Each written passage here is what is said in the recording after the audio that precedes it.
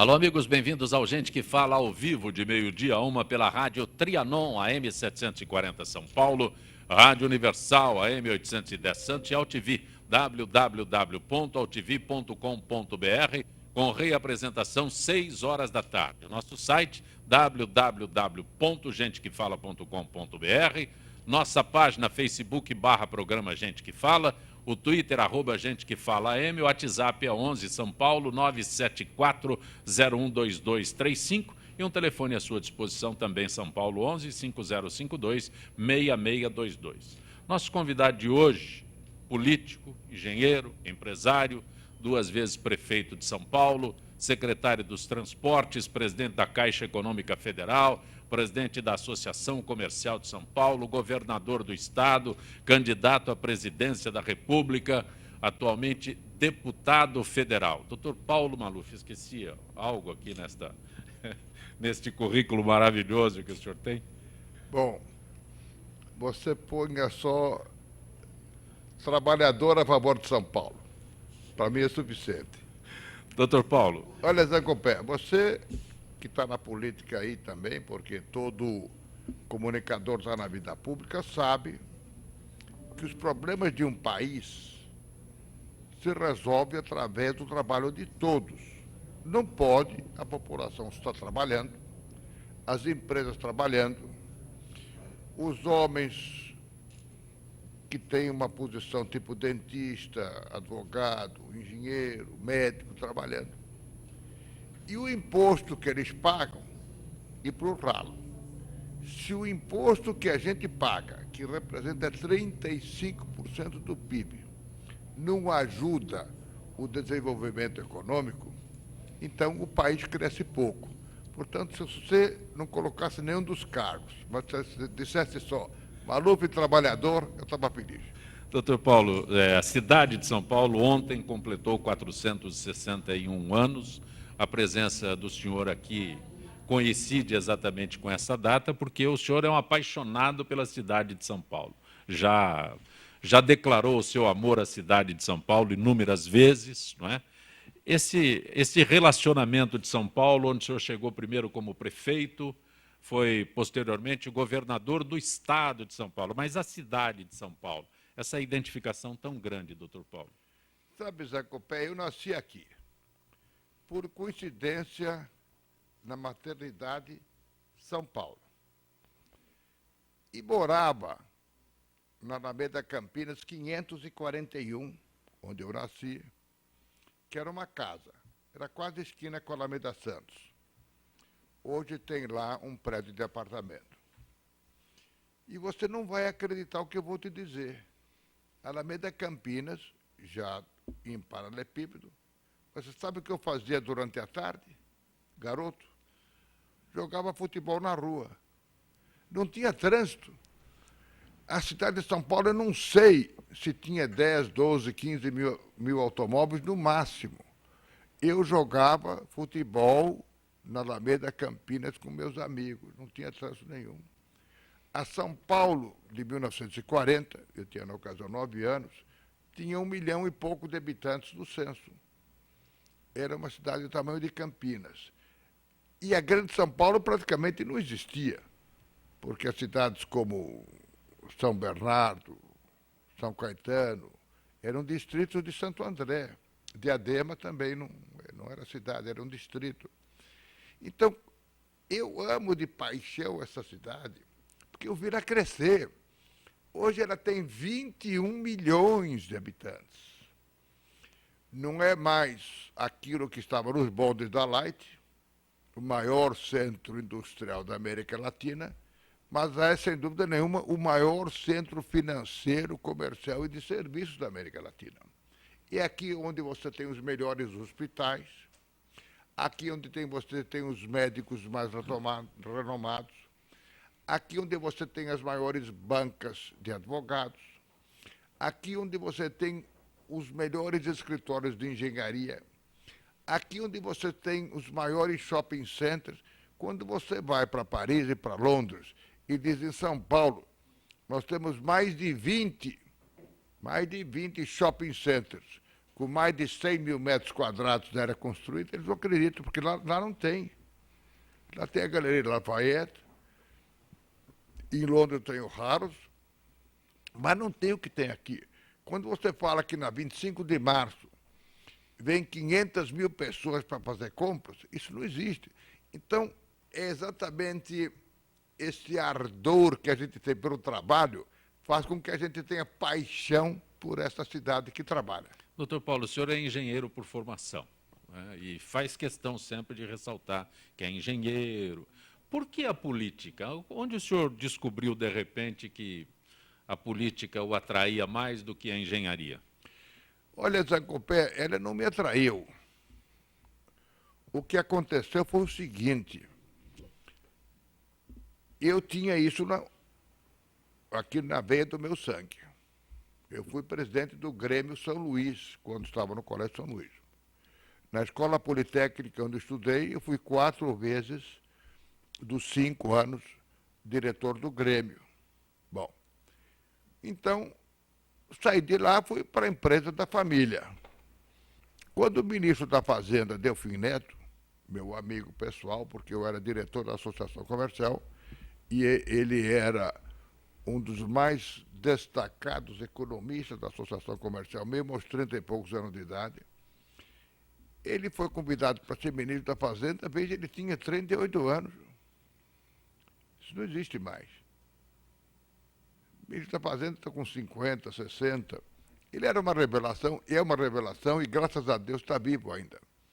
Então ele me convidou para ser presidente da Caixa Econômica Federal. O problema não foi eu aceitar.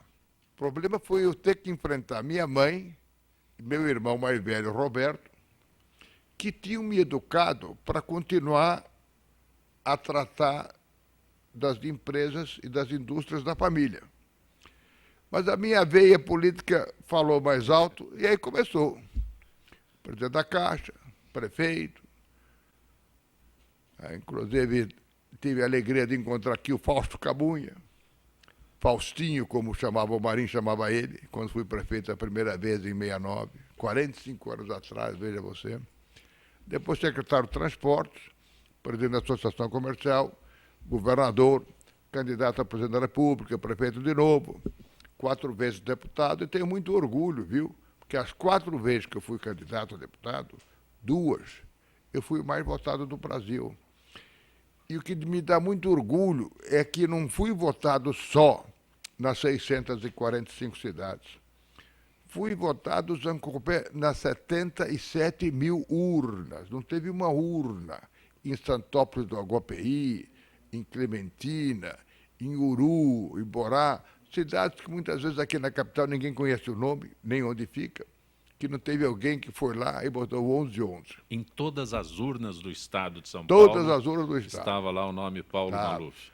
Apesar da injustiça de terem feito comigo mais de uma vez, impugnando a minha candidatura, sabe? Depois a gente ganha no tribunal. Mas a manchete é a seguinte: Maluf impugnado.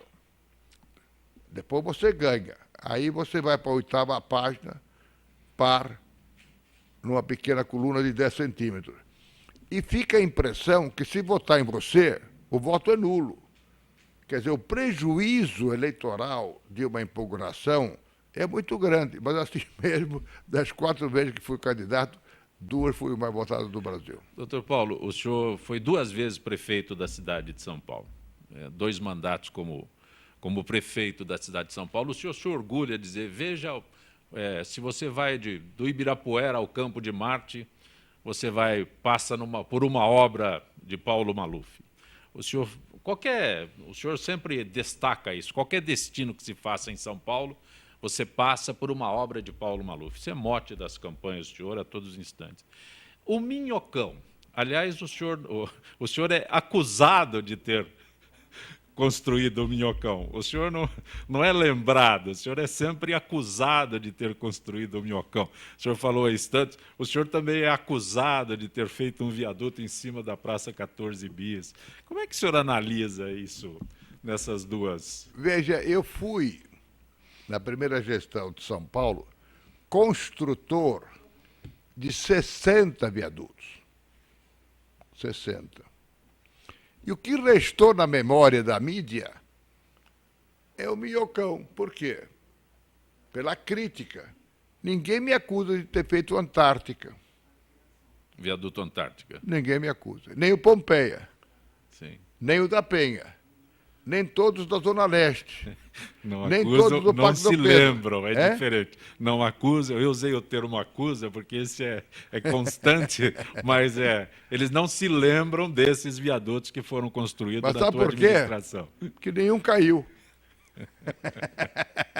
Nenhum caiu. Eu digo para você com o orgulho de engenheiro da Escola Politécnica que meus túneis não inundaram, meus piscinões funcionaram, minhas estações do metrô não ruíram e as minhas estradas não esburacaram. Mas eu já falo do Minhocão. Doutor Paulo, exatamente, antes da gente abordar este assunto, acho que o senhor vai se lembrar aí, este é um vídeo de 1969, onde o senhor explica a construção do Minhocão. Podemos rodar aí? Pode. Arthur? Por favor. Conte aos nossos telespectadores o que será esta suntuosa obra que o senhor está mostrando neste momento à imprensa. Iniciamos o projeto há cerca de 3 meses, que hoje está sendo entregue, que é a maior obra em concreto armado de toda a América Latina. É uma via elevada que parte da Praça Roosevelt, pela Rua Amaral Gurgel, pela Avenida São João e chega até o Largo Padre Péricles, na Avenida Francisco Matarazzo. Nós temos aqui algumas vistas da obra, como por exemplo a Praça Marechal Deodoro, no sentido dos bairros para o centro da cidade. Existe aqui uma entrada pela Marechal Deodoro, no qual se pega a via elevada. E aqui nós temos o sentido do tráfego vindo da Avenida Francisco Matarazzo. A Avenida Angélica passa por baixo, a Avenida São João fica também por baixo. Portanto, temos duas vias, uma de trânsito rápido, 80 km por hora elevada, e uma de trânsito local, que é embaixo a própria Avenida São João. Nós temos aqui uma outra perspectiva, que são os acessos ao Largo do Aroche, na Avenida São João.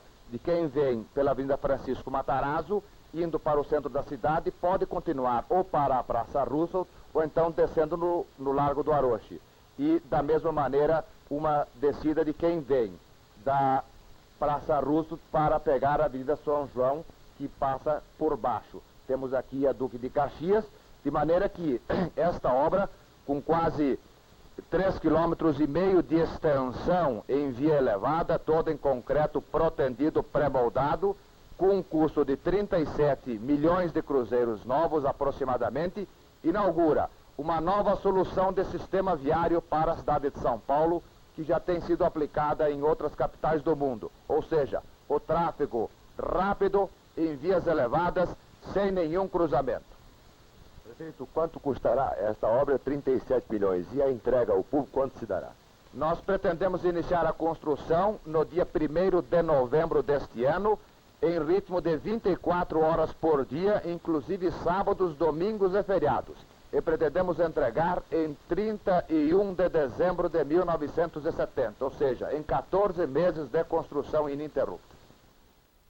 Doutor Paulo Maluf, o James Eduardo é que resgatou esse vídeo, acho que nem o senhor se lembrava mais dessa. Eu vou lhe dizer, me deu a alegria de me ver. Primeiro magrinho.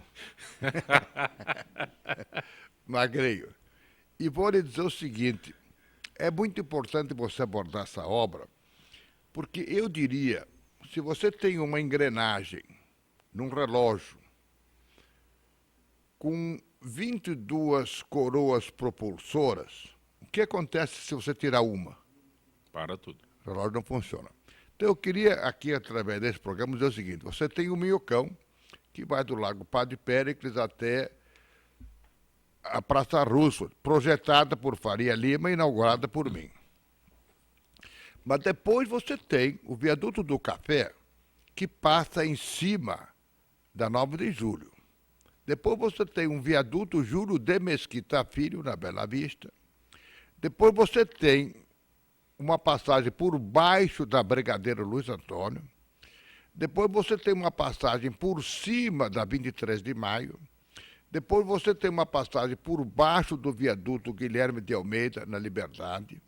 Depois você tem uma passagem por cima dos viadutos Galvão Bueno. Veja, não estou lendo, não tem aqui telepronto, não tem nada. Bom. Galvão Bueno, Rua da Glória, Conselheiro Furtado e entra nos viadutos todos lá do Parque Dom Pedro. Você tem o Diário Popular, do lado esquerdo, tem o 31 de Março no centro e tem aquele viaduto que vai para a Radial Leste, na saída do Minhocão. Pois bem, se você desativar o Minhocão, como muita gente fala, é um crime contra a cidade, porque o seguinte, passam lá 100 mil carros por dia. Passam lá 2,5 milhões de carros por mês. Eu tenho um estudo científico feito pelo Laboratório de Fonética e Acústica da Prefeitura que diz o seguinte: se ele não existisse e esses automóveis tivessem que passar por baixo, o barulho para a cidade seria muito maior do que por cima. Por cima, como não tem ninguém brecando, não tem buzina, não tem nada, ninguém vê os automóveis passando. Quer dizer, é uma meia-verdade dizer que aquilo lá enfeia. Não. Olha, você tem minhocões em Paris, você tem a periferia em volta da cidade. Você na Inglaterra, você desce no aeroporto de Heathrow. Você tem um minhocão que vai desde o aeroporto de Heathrow até o centro de Londres, com uma diferença. Eles demoraram 4 anos para fazer aquele minhocão. Eu fiz o meu em 14 meses, em 1 ano e 2 meses. Muito bem.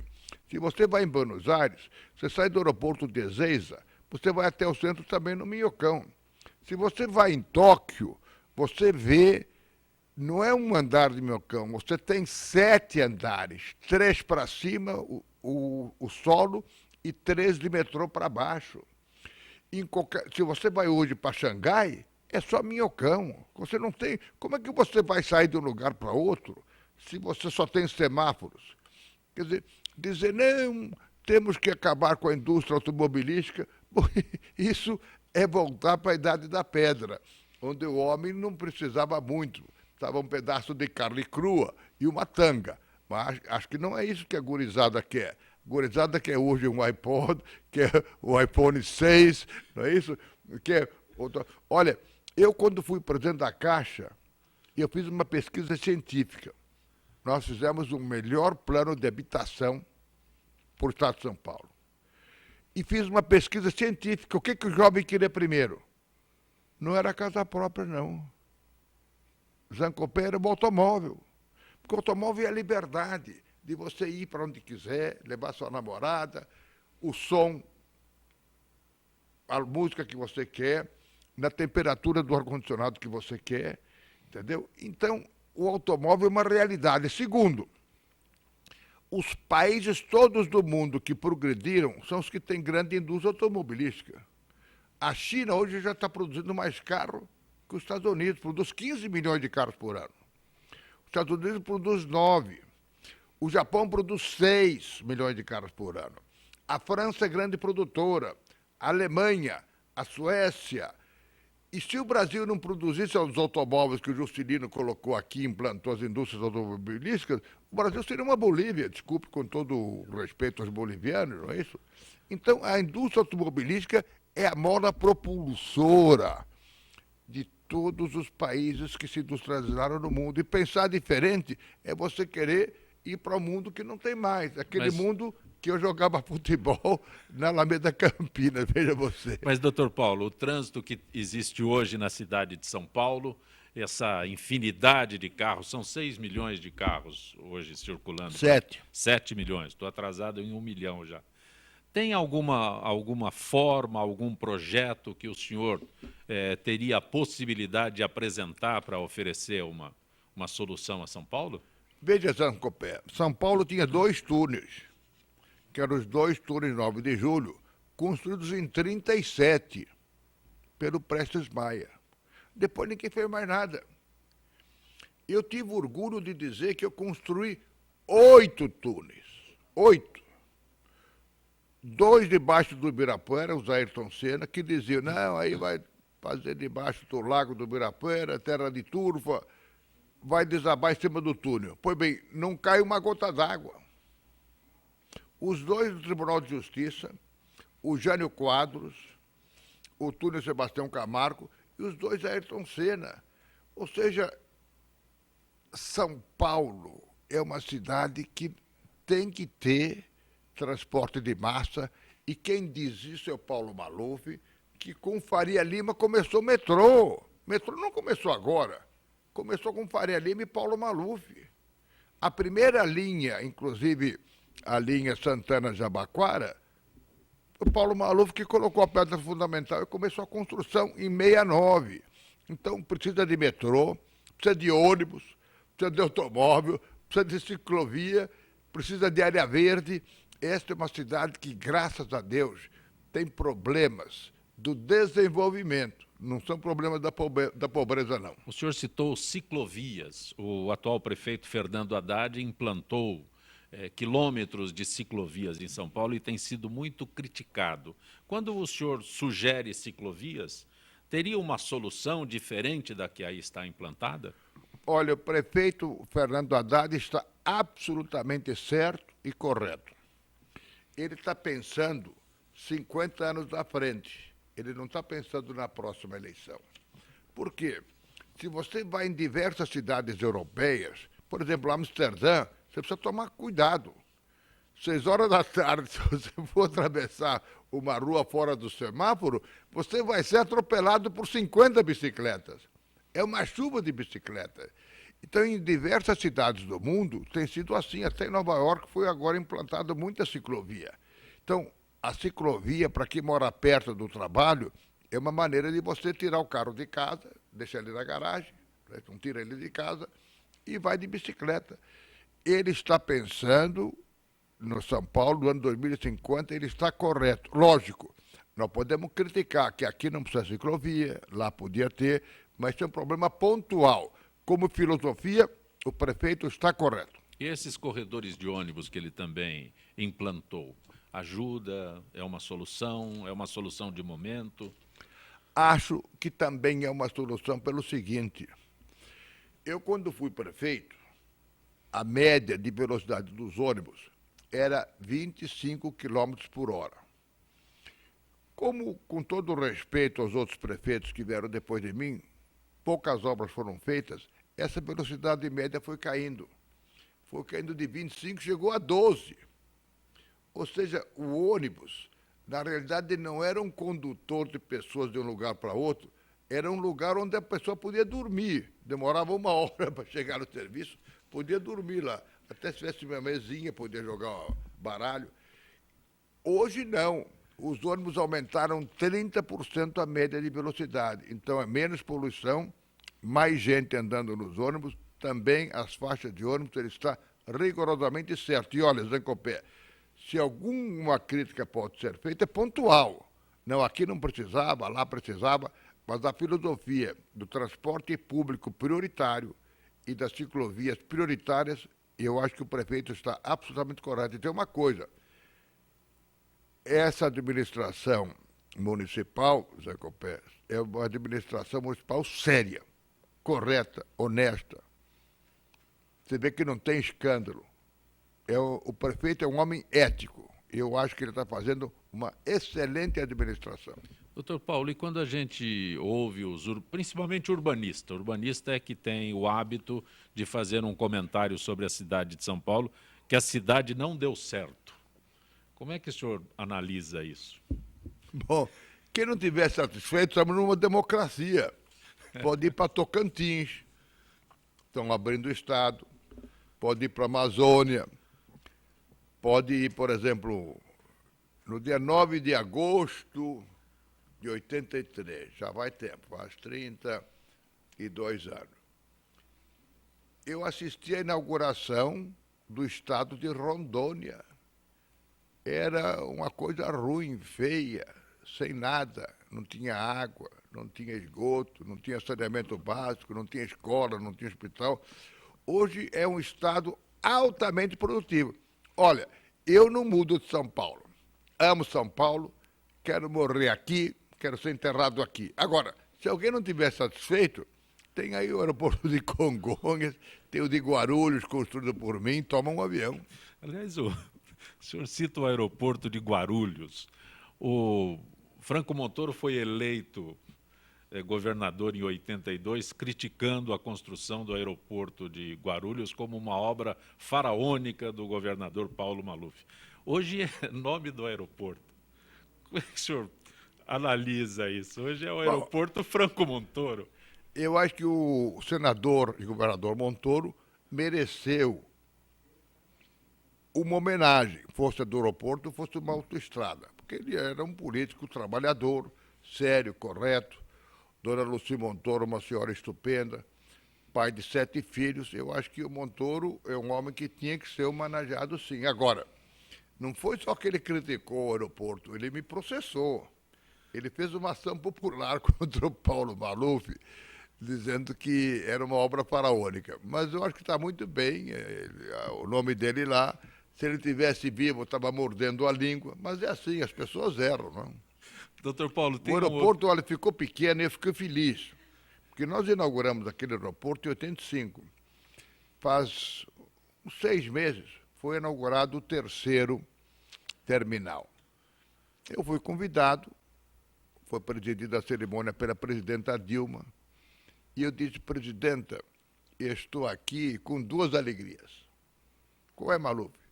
A primeira porque é uma obra muito bonita. E a segunda? Presidente, porque diziam que essa obra era faraônica e não precisava. Eu hoje estou vendo aqui que essa obra, graças a Deus, ficou pequena. São Paulo cresceu mais rápido do que eles esperavam. Nós estamos finalizando a primeira parte do programa e eu vou sair da cidade de São Paulo na segunda parte deste Gente que Fala, mas eu tenho uma pergunta ainda sobre essas obras que o senhor realizou. O senhor realizou a Rodovia dos Imigrantes, o senhor projetou, implantou a Rodovia dos Imigrantes, a pista que hoje é pista de subida. Mas naquele projeto, eu conversava com o senhor numa oportunidade, o teu projeto inicial era túnel e viaduto, que é hoje a segunda faixa, segunda pista da Imigrantes. O senhor não conseguiu realizar este projeto naquela época, porque era um projeto de custo muito elevado. O senhor se lembra, a sua memória é fantástica, o senhor me lembra, olha, eu não posso fazer desse jeito, fui impedido, vou fazer da outra forma, mais tradicional. Como é que o senhor via, como é que o senhor analisa hoje essas 2 vias, a de subida e a de descida? A de descida, um projeto que o senhor discutia e defendia naquela época. Sabe, Sancopé, a tecnologia em todos os aspectos melhorou. Pega um automóvel de 1940, 1950, 1960 e pega um de 2014. Pega o que havia de remédios naquela ocasião. Não tinha remédio contra infarto, contra o coração, não tinha nada. Você pega, por exemplo, comunicação. Se você pensar que realmente aqui na cidade de São Paulo foi em 95, faz 20 anos, que foi instituído o celular, veja. Sim. Esse instrumentozinho aqui, que hoje não toca porque está no Vibracol, não tinha. Ou você falava no telefone fixo, ou você não se comunicava. Então o mundo mudou. E também na engenharia. Veja, eu estudei engenharia, não tinha não tinha calculadora eletrônica. Era régua de cálculo. Então você tinha que fazer os cálculos à mão e você conferia mais ou menos de maneira rudimentar, numa conta de padeiro, você conferia na régua de cálculo. Então mudou. Então, a engenharia que fez a primeira pista da Imigrantes era uma engenharia que, se hoje fosse realizada, ela teria que ser realizada 50 ou 100 metros mais para dentro da rocha. Por quê? Porque quanto mais dentro da rocha, você pega a rocha mais dura, e mesmo que o custo seja um pouco maior, você não tem eventuais riscos de desabamento. Então, a segunda pista da Imigrantes foi feita em tecnologia melhor, e eu acho que estava absolutamente correta. Você está acompanhando Gente que Fala pela Rádio Trianon, AM 740 São Paulo, Rádio Universal, AM 810 Santos e AltV, www.altv.com.br. Retornaremos em instantes.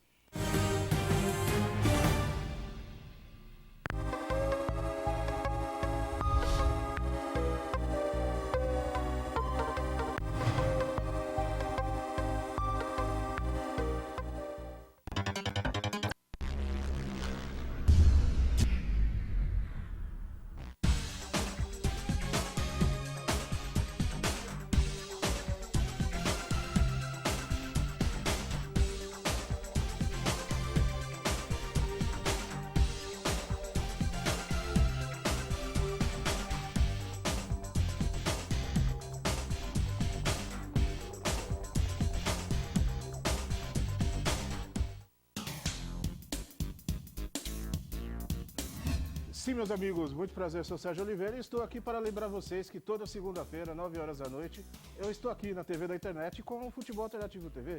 Sim, Série D, Série C, Copas Estaduais, as discussões de acesso, tudo aquilo que nenhum outro programa esportivo fala, tem a coragem, a capacidade de falar, nós falamos aqui na TV. Toda segunda, 9 horas da noite, só aqui na TV da internet.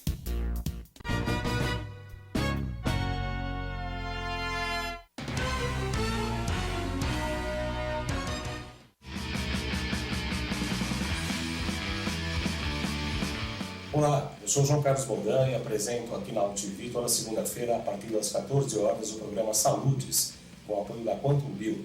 Falamos das medicinas ancestrais, como a acupuntura, que é a minha especialidade, mas também de medicina quântica, biorressonância, biofísica, para a qualidade de vida e saúde. Venha com a gente toda segunda, às 14 horas, aqui na UTV.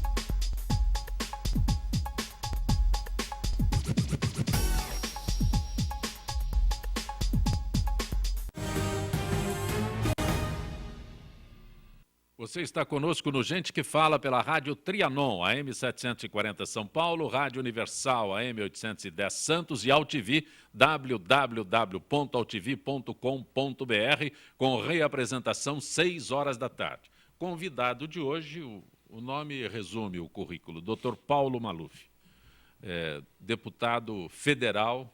Já tomou posse, doutor Paulo? Agora, domingo que vem, dia 1º de fevereiro. Toma posse o... Sim, okay. Por mais 4 anos. Doutor Paulo, e quando dizem que São Pedro erra a pontaria e não chove em São Paulo, ou chove no lugar errado? Zancopé, essa é uma meia-verdade. E a meia-verdade é muitas vezes pior do que as mentiras. Porque falta água porque não chove. Eu diria, também falta água porque não chove. Mas São Paulo, ao contrário, o estado de São Paulo deu muito mais água do que a gente precisa. A fronteira São Paulo-Paraná é o Rio Paranapanema. A fronteira São Paulo-Mato Grosso do Sul é o Rio Paraná. A fronteira São Paulo-Minas Gerais é o Rio Grande. E ainda tem no centro de São Paulo um rio caudaloso, que é o Rio Tietê. Começa aqui mesmo em São Paulo, vai em direção a Cabriúvas, Itu, Salto, e a partir de Laras e Laranjal Paulista, já deixa de ser rio para ser um lago, porque é uma sucessão de usinas hidrelétricas, Barra Bonita, Bariri, Ibitinga, Promissão, Nova Baiandada, construída por mim, Três Irmãos, construída por mim, e o canal de Pereira Barreto, que leva o Rio Tietê até o Rio Paraná. Então, água falta. Ao contrário, falta adutora. Se você tivesse adutoras buscando água a 30, 40, 50 quilômetros, você não faltava água aqui. Segundo, quando eu inaugurei o sistema Cantareira, foi em fevereiro de 82, a adutora que vai de Guaraú, onde tem as 3 grandes estações de tratamento aqui ao norte de Santana até a Moca, a Grande São Paulo tinha 11 milhões e meio de habitantes. Hoje tem 21. Então, o que houve não é falta d'água, foi falta de investimento e falta de planejamento. E eu não culpo o governador Alckmin, nem o Covas, nem o Serra. São gente correta e decente. Eu culpo todas as diretorias da Sabesp, que vieram depois de Reinaldo de Barros, depois de Walter Coronado Antunes, foram grandes presidentes da Sabesp, até hoje. Inclusive a última presidenta, com todo o respeito, né, dona Dilma Pena, eu não a conheço, mas quando ela foi na Câmara Municipal e disse, não, mas os canos da Sabesp estão todos furados. Eu me pergunto, o que vocês que estão aí há 30 anos estavam fazendo? Por que não taparam os buracos ou trocaram os canos? Então, veja, Zancopé, os otimistas dizem que perde 25% na rede. Os pessimistas dizem 29%. Se trata de 72 metros cúbicos, ou seja, o que se perde na rede é mais de 15 metros cúbicos por segundo. Ou seja, quem mais desperdiça água aqui não é o morador, não. Quem mais desperdiça água do mundo, no mundo, não é nem Tóquio, nem Xangai, nem Hong Kong, nem Los Angeles, nem Paris, nem Nova York, nem Londres, nem Moscou. Quem mais desperdiça água no mundo é a Sabesp. A Sabesp, que é a grande criminosa da falta d'água. A diretoria da Sabesp não informou aos governadores o que ia acontecendo, porque o governador não é obrigado a saber. O governador Alckmin, homem que eu respeito muito, homem de bem, homem honrado, mas a diretoria da Sabesp é absolutamente culpada de tudo que está acontecendo, porque quem mais desperdiça água aqui não é o morador, não, é a Sabesp. Mas quando o senhor se refere à Sabesp, a Sabesp é uma empresa estatal, não é no caso do senhor determinou a Sabesp que fizesse essas obras, não é o governador que dirige, não é o governador que tem as rédeas, doutor Paulo?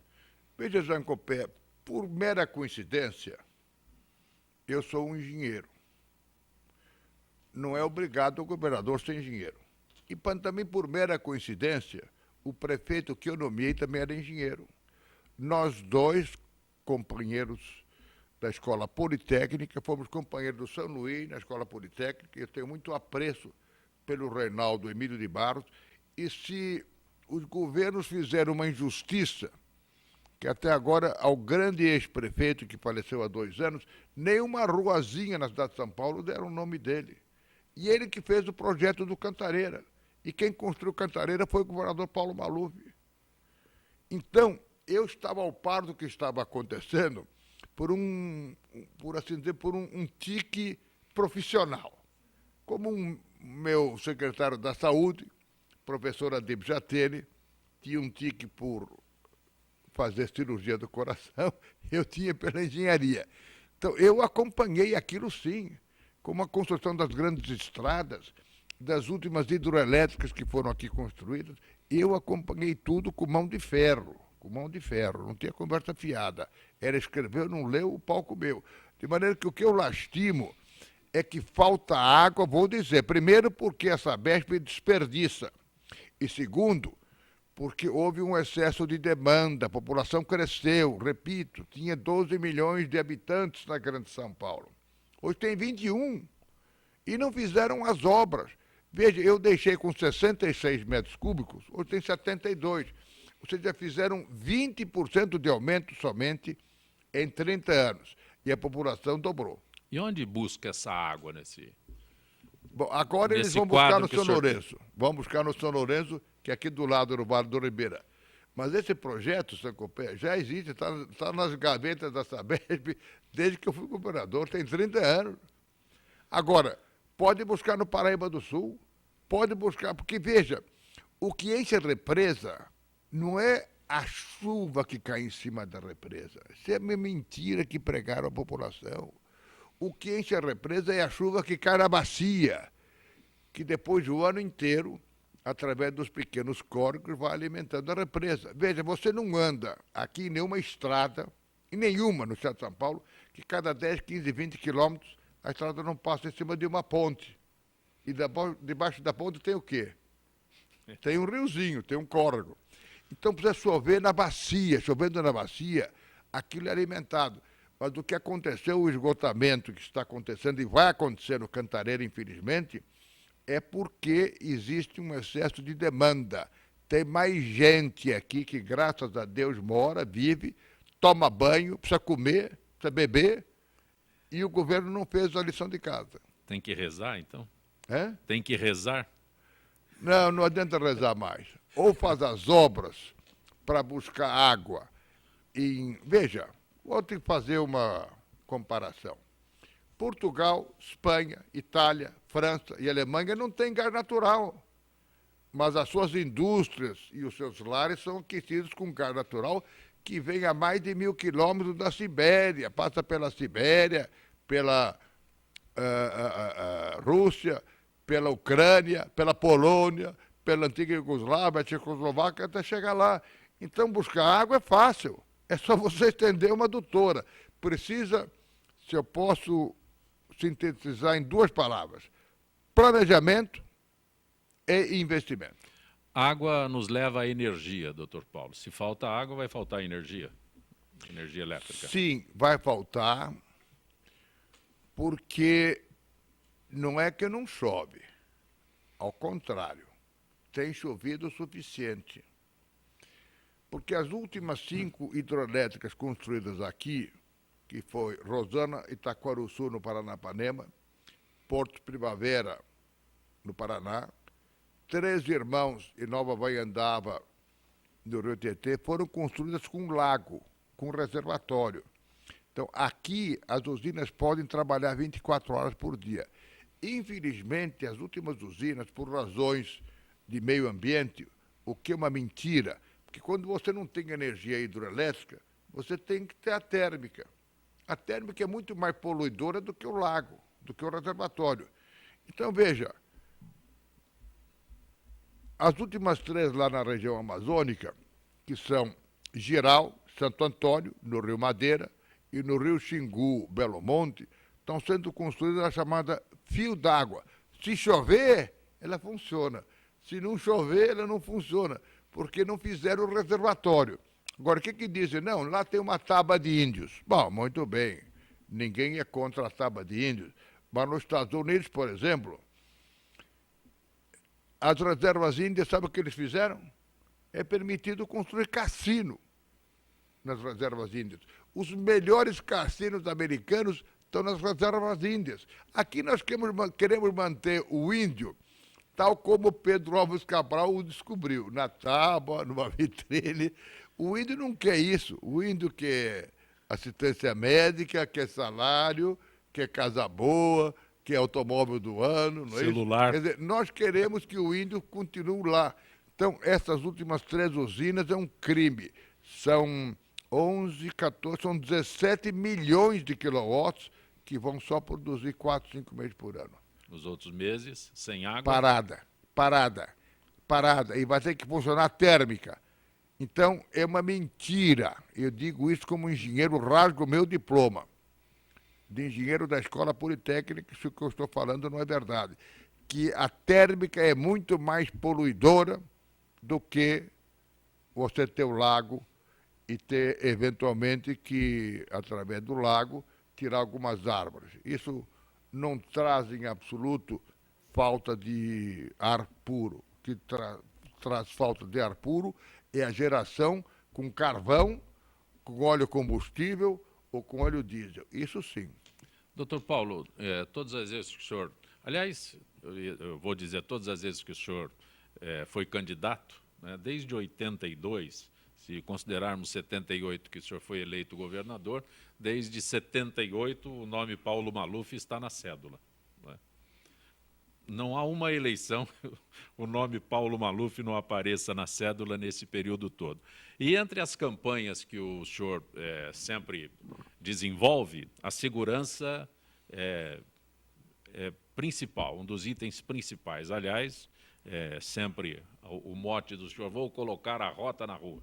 Né? Como o senhor analisa a situação de momento da segurança em São Paulo, estado de São Paulo? Não vai bem, Zancopé, e todas as estatísticas dizem que não vai bem. Por que não vai bem? Porque se estabeleceu uma falsa política de direitos humanos. Direitos humanos para certos governantes é tratar bem o bandido. Para mim, direitos humanos é tratar bem você, dona de casa, você trabalhador, você estudante. Quando eu vi há 6 meses atrás que um garoto de 17 anos, aqui no Belenzinho, entregou o celular para o bandido. E o bandido ainda deu um tiro na cara, matando o garoto. Não sei quem era a família, mas eu tive vontade de chorar, São Campanha. Tive. Sabe, o próprio direito canônico, você vai para o céu ou por contrição perfeita ou por contrição imperfeita. Por contrição perfeita, você vai para o céu porque se ama Deus. Por contrição imperfeita, você vai para o céu por temor do inferno. Vou te dar um caso recente.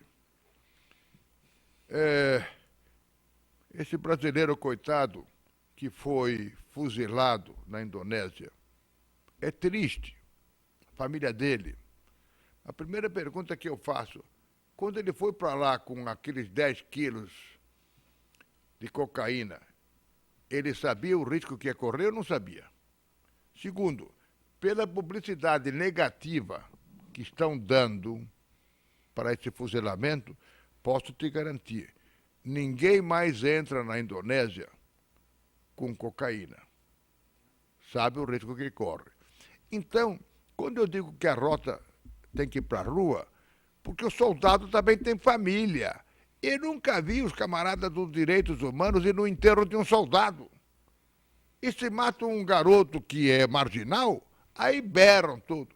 Eu acho que a polícia é polícia, bandido é bandido, e eu repito, sim, a rota tem que ir para a rua, e bandido bom é bandido na cadeia. Doutor Paulo, algumas perguntas que são feitas pelos ouvintes que estão nos acompanhando. Quando ninguém mais acreditava, Hélio Ribeiro fez um jingle em 86 que dizia Maluf faz, faz, faz, que representa Hélio Ribeiro na sua... A pergunta é do Celso Casemiro, Celcinho Casemiro. Ele é do Memorial Hélio Ribeiro e ele pergunta da importância do Hélio Ribeiro na tua... O Hélio Ribeiro foi um homem muito importante em toda a comunicação do país. E vou lhe dizer, foi um homem muito importante na minha comunicação. Que ele tinha um sexto sentido rápido. Por exemplo, ele estava do meu lado me assessorando quando eu enfrentei o Brizola em 89. E disse para o Brizola, você passou 15 anos fora. Não aprendeu nada. Pior, não esqueceu nada. Isso foi o Hélio que soprou no meu ouvido no intervalo. O Hélio tinha um sexto sentido de comunicação estupendo. Eu tenho muita saudade dele. Ele tinha uma competência rara na velocidade de pensamento. Uma outra pergunta, o senhor desafiou a ditadura quando decidiu ser candidato ao governo do Estado. O favorito de então do presidente Figueiredo era Laudo Natel. A pergunta é do Nildo da Cachoeirinha. Sim, o Laudo, que está vivo, com 95, 96 anos, com boa saúde, a quem eu estimo que tem a vida muito longa, que foi um grande governador, entretanto ele foi indicado pela 3ª vez. E eu disse mesmo a ele e aos amigos dele, que eram comuns, que eu tinha sido secretário de Estado dele, dos transportes. Se quiser ser governador, tem que disputar. E eu disputei. Então, naquela, eu acredito que foi a primeira página democrática que o Maluf e o Zé Maria Marim e o Fausto Camunha, que está aqui do lado, e vocês vão acompanhar também, vocês são testemunha. Foi um ato de muita coragem. O senhor desafiou o sistema dentro do sistema. Fazer oposição é uma coisa. Eu sou de um partido, o senhor é de outro, eu faço oposição ao senhor. Mas eu sou do mesmo partido, o senhor faz oposição a mim. Olha, naquela eu posso dizer para você, fui procurado por todo mundo. Roberto Marinho, Délio Jardim de Matos, ministro Alfredo Buzaide, e o Délio, ministro da Aeronáutica, esteve comigo durante 1 hora. Disse, Maluf, o que você quer para desistir? Eu disse, tem 3 condições para eu desistir. A primeira, vocês me caçem. Se eu for caçado, eu não posso competir. E a segunda? A segunda, vocês me deportem. Se eu estiver deportado, morando na Argentina. E a terceira, vocês me matem. Eu vou competir. Se eu ganhar, eu sou o governador. Se eu não ganhar, o Laudo ganhou, que seja bom governador. E eu acho que foi a primeira página democrática que foi escrita nesse país, foi a coragem que a gente teve junto com o Zé Maria Marinho. Temos que fazer justiça para ele. Qual foi o governador que construiu o sistema Cantareira e foi a última obra realizada para expandir o abastecimento de água em São Paulo? A pergunta é do Jaime do Jardim Bonfilioli, que há anos cobra a presença do senhor aqui. Jaime, quem construiu o sistema Cantareira, 90% dele foi o governador Paulo Maluf. Faz parte do sistema Sanegran, que tinha sido projetado pelo engenheiro Reinaldo Emílio de Barros, foi depois meu prefeito, ele era o presidente da Sabesp, ele projetou. E 90% eu construí. E eu deixei São Paulo com 66 metros cúbicos por segundo. Hoje está com 72, mas eu acho que está vazando pela tubulação muito mais do que eles construíram. Doutor Paulo, o que poderá acontecer com o trânsito em São Paulo se algum gênio resolver desativar o Minhocão e o Mário Souto da Moca? Olha, não precisa desativar, eu sempre digo, fecha 15 dias e vê o que acontece. Porque não é o Minhocão, é o Minhocão e mais 11 viadutos que vêm em seguida para unir a Zona Oeste e a Zona Leste. Sabe, é como alguém dizer o seguinte, olha, está poluindo muito lá em Itaipu, estão brigando com o Paraguai, vamos desativar Itaipu, vamos desativar Tucuruí, vamos desativar Carajás. Mas são coisas que eu vou dizer o seguinte, certas pessoas eu vou ser rude. A mim me parece que não são oposição. São gente cuja cabeça só foi feita para separar as orelhas, não pensa. Doutor Paulo, por que é tão difícil para muitos adversários políticos do senhor conviverem democraticamente com o doutor Paulo Maluf? A pergunta é do Sérgio Viena, do Paraíso. Olha, tem 2 tipos de político, não tem mais do que 2, não. Tem o que faz e aquele que só critica o que os outros fazem. Eu posso ser criticado sim, porque eu fiz. Agora, eu torço para os outros que venham depois que façam. Porque São Paulo não merece ser maltratado. Aqui você paga muito IPTU, você paga muito ISS, paga muito IPI, paga muito imposto de renda para o governo federal, para o governo do estado e para a prefeitura. Então, o paulistano não merece ser castigado. Eu acho que ser paulistano, na verdade, é um ode ao trabalho. O que o senhor acha do aumento da tarifa dos ônibus e por que este ano aumentou 50 centavos? O povo já não está nas ruas como em junho de 2013, é Ingrid Soares, de Higienópolis. Veja, ninguém é favorável ao aumento de tarifa de ônibus. Tanto é que o prefeito Fernando Haddad está aí há 2 anos e foi o primeiro aumento que ele fez. Olha, eu como prefeito posso dizer o seguinte, 2 coisas me tiravam o sono. O aumento da tarifa de ônibus e o aumento do IPTU. O que você faz? Tem uma lei trabalhista que diz que todo ano você tem que dar um aumento salarial, igual ou um pouco maior do que o custo de vida. Veja, agora os aeroviários estão aí querendo fazer greve. Vai aumentar o preço da passagem aérea. Então, você tem funcionários da prefeitura, professores, médicos, que também reivindicam com justiça aumento salarial. Como é que você faz isso sem você aumentar a tarifa? Você tem que aumentar a tarifa para pagar melhor o profissional, não é isso? Agora, o crime que se faz contra a cidade de São Paulo e que as autoridades não tomam providências é a queima dos ônibus. Quando se queima um ônibus, esse que é um crime, que tira-se um coletivo que podia conduzir uma pessoa mais rápido e ele depois deixa de existir. Isso sim é um crime. Agora, o prefeito não tem o que fazer, até que ele aumentou abaixo do aumento do custo de vida. Tem uma pergunta que o senhor já abordou sobre a rota na rua, mas eu gostaria ainda de... A pergunta é da Solange Melo, da Santa Terezinha, mas o senhor já abordou esse assunto. Tem alguém que cumprimenta o governador Paulo Maluf, porque em menos de 2 anos construiu a ponte do Mar Pequeno. É a Neuza Mendes, de São Vicente.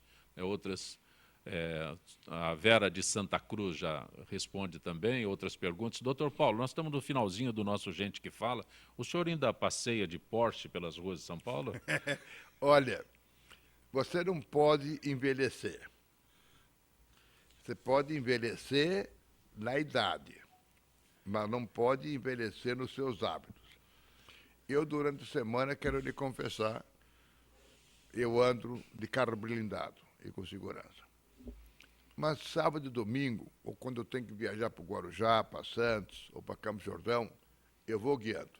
Ainda sou, vamos dizer, meio playboy. Doutor Paulo, nós estamos chegando ao final desta edição de Gente que Fala. Eu agradeço a gentileza do senhor em atender o convite, especificamente do Fausto Camunha, que quando ele me informou que a gente teria a presença do senhor aqui, ele estava muito contente porque conseguiu agendar o senhor. É muito difícil, a tua agenda é bastante repleta, é bastante intensa, mas estava muito feliz porque tinha conseguido encaixar o nosso Gente que Fala na agenda do senhor. Eu agradeço a gentileza do senhor. Eu agradeço a você, ao Fausto Camunha, ao Luquete, e ao presidente da Câmara Municipal, Zé Américo, que a gente encontrou com ele aqui na porta, até perguntei para você se ele quiser participar, com muito prazer, vai ser nosso companheiro, deputado federal. Agradeço a vocês todos, e você sempre sabe, eu não peço e não impeço pergunta. Esse foi um programa ao vivo e a cores. Grato pela gentileza mais uma vez, doutor Paulo. Obrigado. Gente que Fala tem na direção-geral o jornalista Fausto Camunha, a diretora de produção Zenilda Salvato, a redação Raela Brandão, Pedro Schiavon, na pauta José Carlos Sicarelli, produção cultural Ricardo Godoy. Na rádio Trianon, Neildo Neres, Cléo Rodrigues, Ricardo Valim, BDBD. Na direção da AltV, Alberto Luquete. Na técnica, James Eduardo, Iago Matsumoto, Arthur Endler. Estaremos de volta amanhã, meio-dia. Gratos, até lá.